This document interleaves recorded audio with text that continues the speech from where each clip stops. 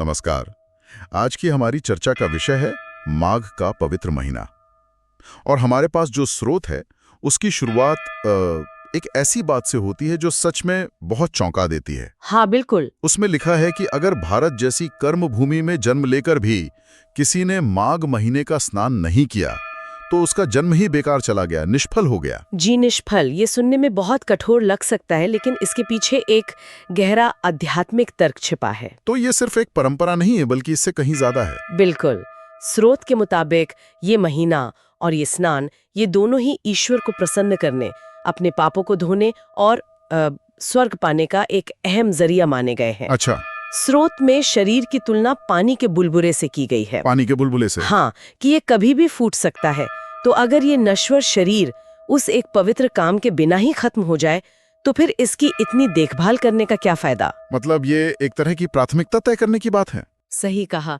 और इस बात पर जोर देने के लिए कुछ और भी उदाहरण दिए गए हैं जो मुझे काफी दिलचस्प लगे। जैसे कि बिना अभ्यास के ज्ञान बेकार है, बिना दक्षिणा के श्राद्ध अधूरा माना जाता है, और कंजूस का पैसा तो किसी काम का होता ही नहीं। अच्छा, तो उसी तरह बिना माघ स्नान के मनुष्य का जीवन भी व्यर्थ बताया गया है। एक पैटर्न है इसमें। हाँ, ये कर्म और फल के सिद्धांत को बहुत सीधे तरीके से समझाता है। लेकिन यहाँ पापों के नाश की बात हो रही है, तो ये किस तरह के पाप है? छोटे मोटे या? देखिए, बात सिर्फ छोटे मोटे गलतियों की नहीं हो रही है। स्रोत में तो यहाँ तक दावा किया गया है कि ब्रह्म हत्या, चोरी, मदिरापान जैसे बड़े से बड़े पाप, महापाप, हाँ महापाप भी इस स्नान से धुल जाते हैं। ये तो एक तरह का स्पिरिचुअल रीसेट बटन जैसा हुआ जो हर साल मिलता है। आप कह सकते हैं। स्रोत में एक बहुत ही खूबसूरत कल्पना है। उसमें लिखा है कि जल स्वयं कहता है। जल खुद कहता है जी, कि सूर्य उदय से पहले जो भी मुझ में स्नान करता है, मैं उसके बड़े से बड़े पापों को भी नष्ट कर देता हूँ। तो ये एक बहुत शक्तिशाली शुद्धिकरण की प्रक्रिया मानी गई है। सिर्फ पाप धुल जाते हैं यह कहना तो एक बात है, पर इस शक्ति का असल पैमाना क्या है?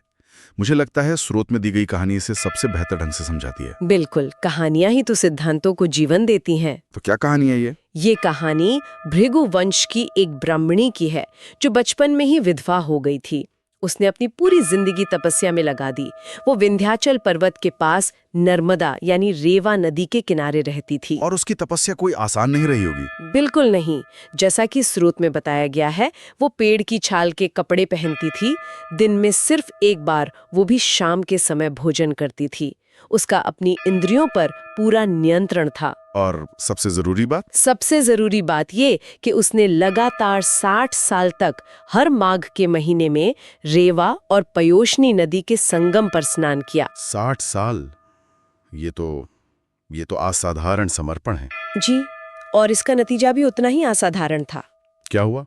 मृत्यु के बाद उसे अपने पुण्य के बल पर 4000 दिव्य वर्षों तक विष्णु लोक में रहने का अवसर मिला। 4000 दिव्य वर्ष? हाँ, लेकिन कहानी का सबसे दिलचस्प मोड़ तो इसके बाद आता है। अच्छा, इसके बाद भी कुछ हुआ? जी, कुछ समय बाद सुंद और उपसुंद नाम के 2 दैत्यों ने देवताओं को बहुत परेशान कर दिया। उन्हें कोई हरा नहीं पा रहा था। तब देवताओं को बचाने के लिए ब्रह्मा जी ने उसी ब्राह्मणी की आत्मा को तिलोत्तमा नाम की एक अप्सरा के रूप में फिर से बनाया। वाह, मतलब उसका पुनर्जन्म एक अप्सरा के रूप में हुआ, एक खास मकसद के लिए। जी, और उसका रूप इतना सुंदर था कि स्रोत कहता है कि खुद ब्रह्मा भी उसे देखकर हैरान रह गए। और फिर उन दैत्यों का क्या हुआ? जब उन दोनों दैत्यों सुंद और उपसुंद ने तिलोत्तमा को देखा तो वे अपने सुध-बुध खो बैठे। वे उसे पाने के लिए इतने पागल हो गए कि आपस में ही लड़ने लगे और एक दूसरे को मार डाला। कमाल है। तो ये कहानी सिर्फ पुण्य के फल के बारे में नहीं है, ये इस बारे में भी है कि कैसे एक व्यक्ति की व्यक्तिगत तपस्या को असर पूरे देवताओं पर भी पड़ सकता है। आपने बिल्कुल सही पकड़ा। ये व्यक्तिगत साधना का ब्रह्मांडीय प्रभाव है। और जब तिलोत्तमा देवताओं का काम पूरा करके ब्रह्मा जी के पास वापस गईं, तो उन्होंने उसे वरदान दिया। क्या वरदान? कि वो हमेशा सूर्य के रथ पर बैठकर अनंत काल तक सुख भोगेगी। और स्रोत इस इनाम को सीधे सीधे उसके 60 साल के माघ स्नान से जोड़ता है। कहानी का अंत सूर्यदेव से जुड़ता है और यहीं से हमारी चर्चा भी माघ महीने और सूर्य की उपासना पर आ जाती है। ये सिर्फ नदी में स्नान करने के बारे में नहीं है ना? बिल्कुल नहीं। सूर्य की उपासना इसका एक बहुत महत्वपूर्ण हिस्सा है। वेदों में सूर्य को यूं ही जगत की आत्मा नहीं कहा गया है। जगत की आत्मा? जी, उनके बिना तो धरती पर जीवन की कल्पना भी नहीं की जा सकती। ज्योतिष में तो उन्हें सभी ग्रहों का राजा माना जाता है। अच्छा। एक बड़ी दिलचस्प बात कही गई है कि अगर किसी की कुंडली में सूर्य मजबूत हो तो बाकी ग्रह अगर थोड़े कमजोर भी हों तो भी जीवन काफी हद तक संभल जाता है। क्या स्रोत में सूर्यदेव की उत्पत्ति के बारे में भी कुछ बताया गया है? अक्सर इन कहानियों में गहरे मतलब छिपे होते हैं। हाँ, मार्कंडे पुराण का हवाला देते हुए कहानी है, जब पूरी दुनिया में सिर्फ अंधकार था, कुछ भी नहीं था, हाँ। तब ब्रह्मा जी प्रकट हुए। उनके मुख से सबसे पहला शब्द जो निकला वो था ओम, और उसी ओम को सूर्य का सूक्ष्म रूप यानी उनका बीज रूप माना गया। और उनके जन्म की कहानी? वो भी बहुत अनोखी है। ऋषि कश्यप की पत्नी थी अदिति। उन्होंने बहुत कठोर तपस्या करके सूर्यदेव को प्रसन्न किया और सूर्यदेव ने अपनी एक किरण जिसका नाम सुषुम्ना था, उसके जरिए उनके गर्भ में प्रवेश किया। लेकिन गर्भावस्था के दौरान भी अदिति ने अपने कठोर व्रत नहीं छोड़े, और इस पर उनके पति ऋषि कश्यप को थोड़ा गुस्सा आ गया। हाँ। उन्हें लगा कि वो इतने कठोर व्रत रखकर गर्भ में पल रहे बच्चे को मार रही हैं। इस पर अदिति ने उस दिव्य तेज वाले गर्भ को शरीर से बाहर निकाल दिया। उसी तेज से एक शिशु के रूप में भगवान सूर्य प्रकट हुए, और क्योंकि वो एक मृत जैसे या मारित अंड से पैदा हुए थे, इसलिए उनका एक नाम मार्तंड पड़ा। मार्तंड, वाह, ये तो बहुत ही नाटकीय कहानी है। तो चलिए अब व्यवहारिक पहलू पर आते हैं। अगर कोई इस महीने में सूर्यदेव की पूजा करना चाहे तो उसे क्या करना चाहिए? क्या स्रोत में कुछ खास तरीके या मंत्र बताए गए हैं? हाँ बिल्कुल, स्रोत में सूर्यदेव के 12 नाम और उनसे जुड़े मंत्रों का जिक्र है, और हर मंत्र का एक अलग फायदा बताया गया है। अच्छा, तो ये सिर्फ सामान्य पूजा नहीं बल्कि बहुत विशिष्ट है। जी। जैसे कि?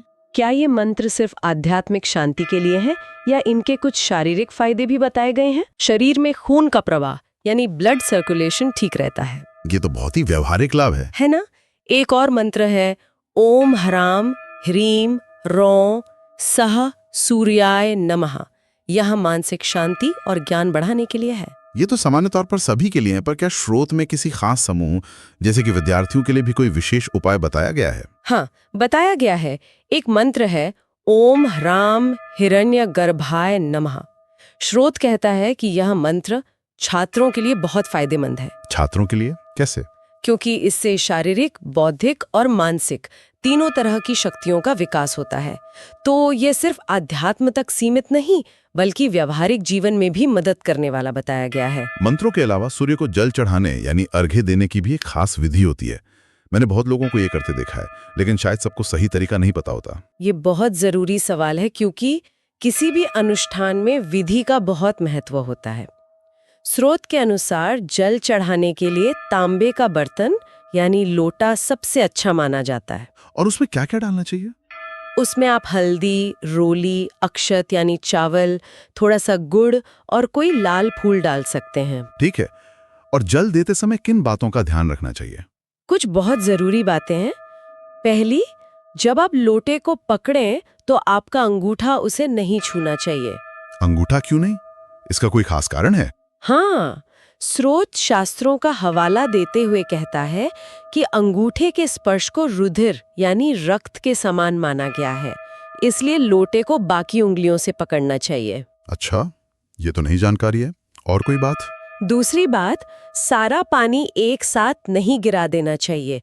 रुक रुक कर 3 बार में जल अर्पित करना चाहिए। और तीसरी, अर्घ्य देने के बाद आपको उसी जगह पर खड़े होकर घड़ी की सुई की दिशा में यानी क्लॉकवाइज 3 या 7 बार घूमना चाहिए, परिक्रमा करनी चाहिए। इससे ये पूरी प्रक्रिया संपन्न होती है। तो अगर हम आज की पूरी चर्चा को समेटें तो माघ का महीना सिर्फ ठंड का महीना नहीं बल्कि खुद को स्पिरिचुअली रिचार्ज करने का एक बेहतरीन मौका है। बिल्कुल। पवित्र स्नान, विष्णु की पूजा और खास तौर पर सूर्य की आराधना के जरिए ये खुद को प्रकृति और ब्रह्मांड की ऊर्जा से जोड़ने का समय है। सही कहा। ये हमें सिखाता है कि कैसे छोटे छोटे अनुशासन के साथ किए गए काम भी हमारी जिंदगी पर गहरा असर डाल सकते हैं, आध्यात्मिक भी और भौतिक भी। आज के स्रोत में एक और चीज का जिक्र था, नारायण कवच। इसे एक दिव्य सुरक्षा कवच बताया गया है जो हर मुश्किल से बचाता है। जी। इससे मेरे मन में एक सवाल आता है जो शायद हमारे सुनने वालों के लिए भी सोचने लायक हो सकता है। आज की दुनिया में जहां बाहर इतनी चुनौतियां और तनाव हैं, वहां आस्था और अनुशासन से बनाया गया ये अंदरूनी कवच जिंदगी की मुश्किलों से लड़ने के हमारे तरीके को कैसे बदल सकता है?